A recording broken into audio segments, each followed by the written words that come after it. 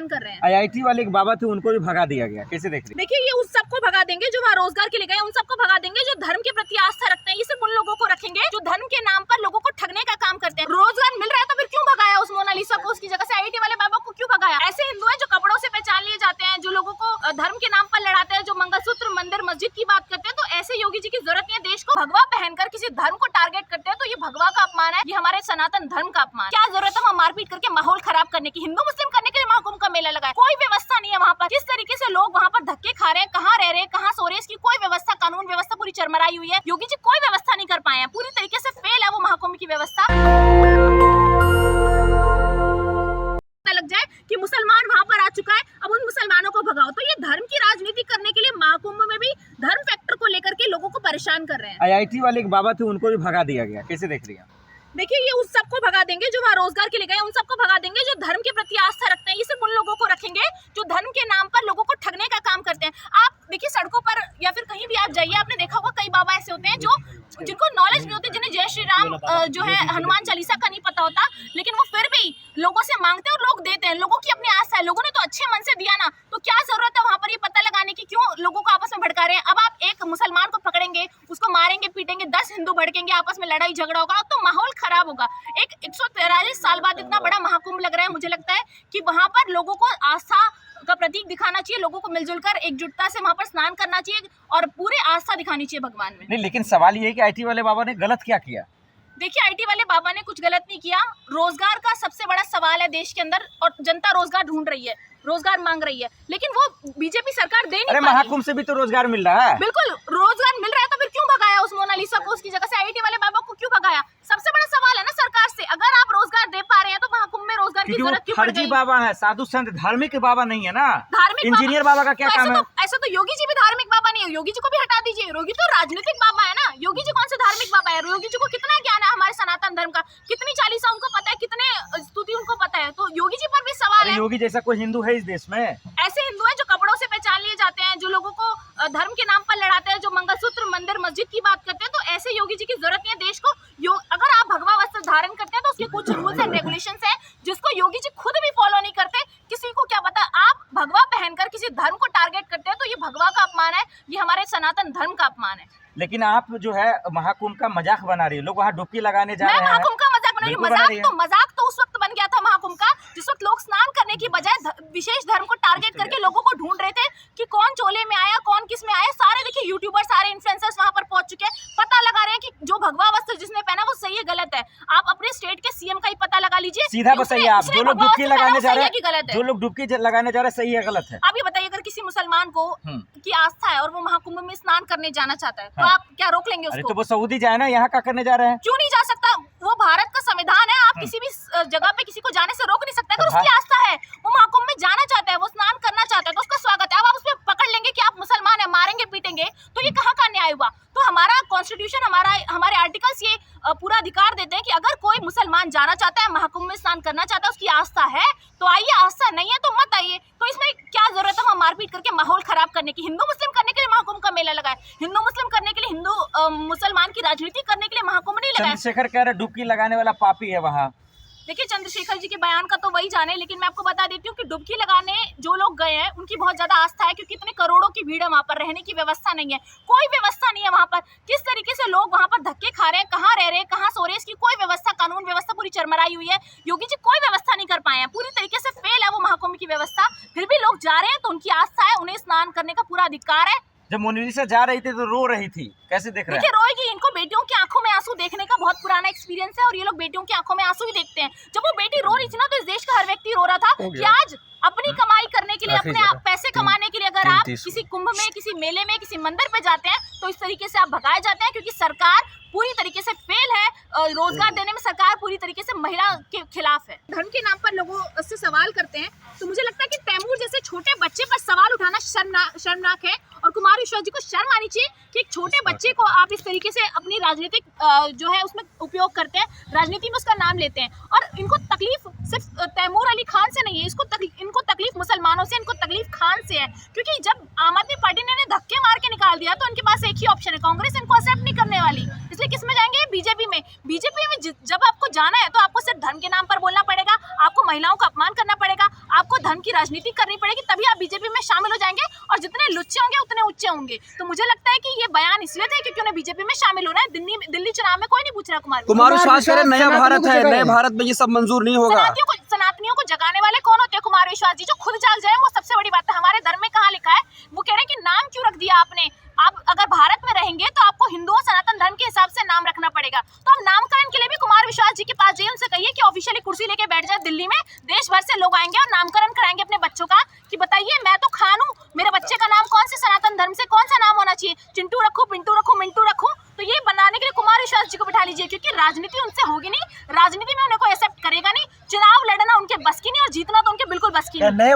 नए भारत है, अब नए भारत में ये सब चीजें नहीं चलेगा, कोई तैमूर और कोई आक्रांता का नाम नहीं देखिए चलेगा। भारत एक ही था, नया भारत पुराना भारत कुछ नहीं होता। भारत जो है देश जब आजाद हुआ था तब से ये देश चल रहा है और इस देश के अंदर सारे फैसले जनता के फैसले होते हैं, ये कॉन्स्टिट्यूशन अधिकार देता है। तो मुझे लगता है ये जो नया भारत, पुराना भारत, कल का भारत, आज का भारत करते हैं, इनको भारत से ही तकलीफ है, क्योंकि ये धर्म के नाम पर लोगों को भड़का रहे हैं ताकि भारत के अंदर लोग आपस में लड़े और विदेशों में छवि खराब हो। तो मुझे लगता है कुमार विश्वास जी के खिलाफ तो एक्शन लेना नहीं चाहिए, लेकिन एक्शन तो ये राहुल गांधी जी के खिलाफ लेंगे, क्योंकि इनको राहुल गांधी जी से ज्यादा प्रेम है। तो दिखाइए अपना प्रेम, FIR करते रहिए, कुमार विश्वास जी को खुला छोड़ दीजिए, क्योंकि वो इस तरीके का बयान देंगे तभी तो रोटियां सीखेंगी और बीजेपी को तो सपोर्ट मिल रहा है, बीजेपी इस पे कुछ बोलेगी नहीं। कह रहे तैमूर को हीरो नहीं बनने देंगे नए भारत में, विलेन बनाकर रहेंगे, टिकट कोई नहीं हीरो खरीदेगा। बनने से कोई रोक नहीं सकता, लोगों के अपने टैलेंट है और किसी के टैलेंट को आप रोक नहीं सकते।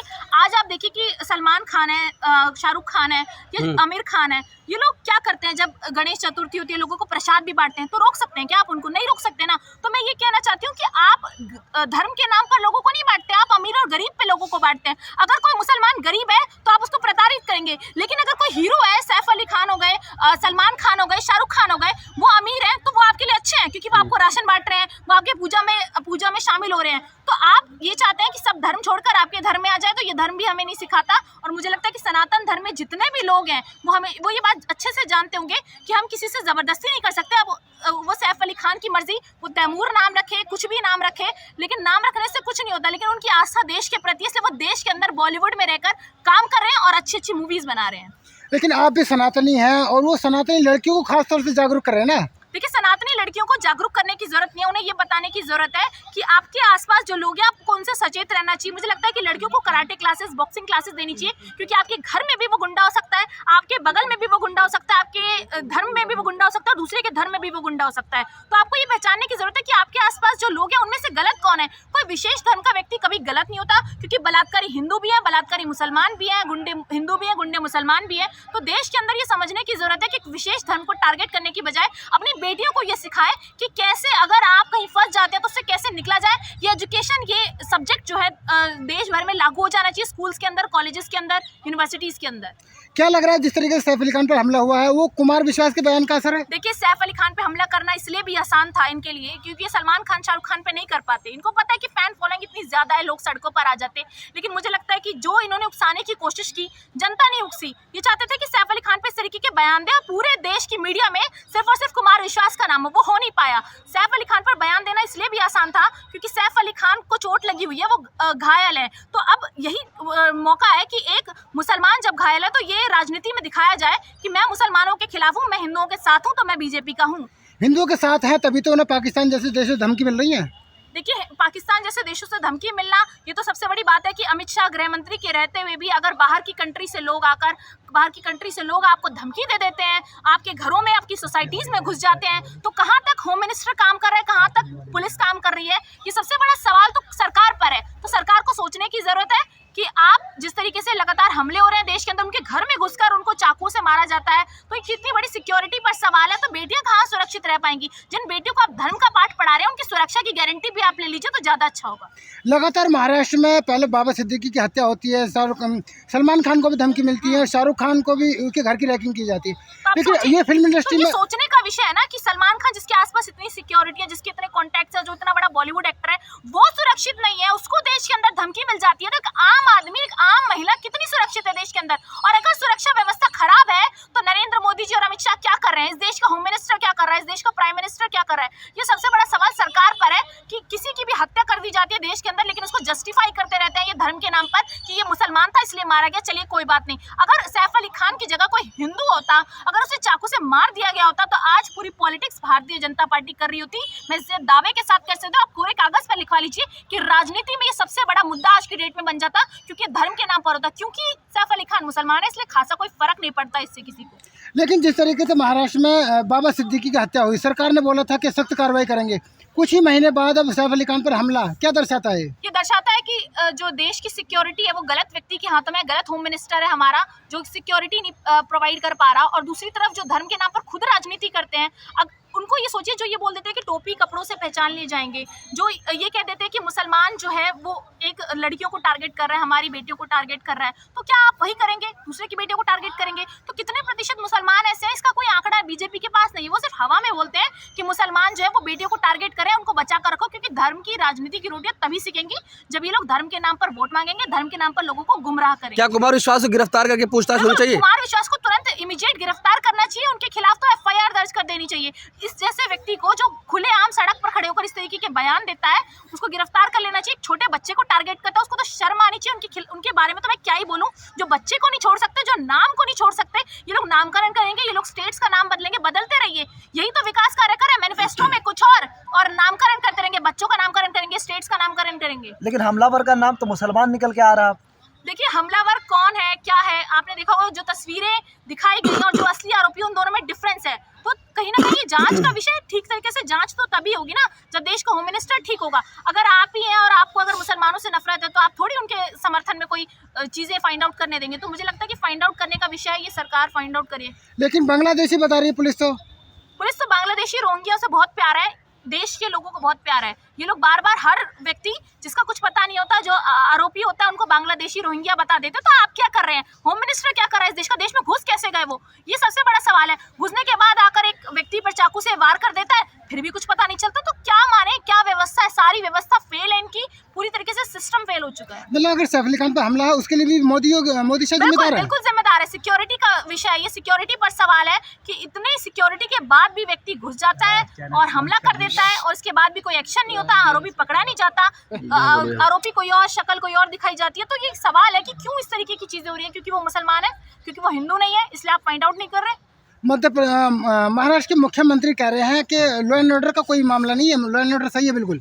लॉ एंड ऑर्डर का अगर मामला नहीं है तो फिर कैसे घर में घुस गया और उसने चाकू से जो है मारा? और बांग्लादेशी है, चाहे रोहिंग्या है, चाहे कुछ भी है, आपको कैसे पता नहीं चला कि वो घुस गया है देश के अंदर और लोगों को मार रहा है? या ऐसे तो फिर किसी भी पर्सन को मारेगा, किसी हिंदू को भी मार देगा, फिर ये क्या कहेंगे? फिर तो कहेंगे कि देखिए मुसलमान आया था, कोई मुसलमान आके मार गया। ये थोड़ी बोलेंगे कि बांग्लादेशी था, रोहिंग्या था। लेकिन मुसलमानों को अगर कोई मारता है तो वो देश की लिस्ट में ही नहीं होता, उनको तो नाम ही नहीं होता देश में। नेशनल दस्तक की आपसे गुजारिश है कि अगर इसको बचाना चाहते हैं तो नेशनल दस्तक को सब्सक्राइब करने के लिए रेड कलर के सब्सक्राइब बटन को दबाएं, फिर बेल आइकन की घंटी दबाएं। नेशनल दस्तक को बचाने के लिए बहुत जरूरी है कि हर खबर को शेयर करें, लाइक करें, कमेंट जरूर करें।